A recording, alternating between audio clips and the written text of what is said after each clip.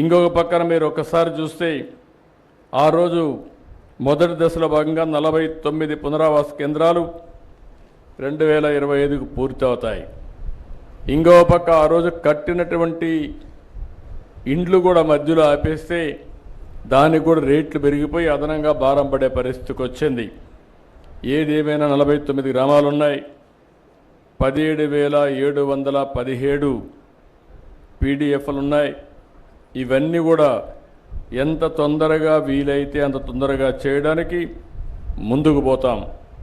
ఇప్పుడే మిత్రులు ఒక విషయం చెప్పారు, కొంతమంది పేర్లు కూడా డిలీట్ అయినాయి, బయట పోతే అవన్నీ కూడా ఇవ్వడం లేదని చెప్పి అడ్మినిస్ట్రేషన్కి చాలా స్పష్టంగా ఆదేశాలు ఇస్తున్నా.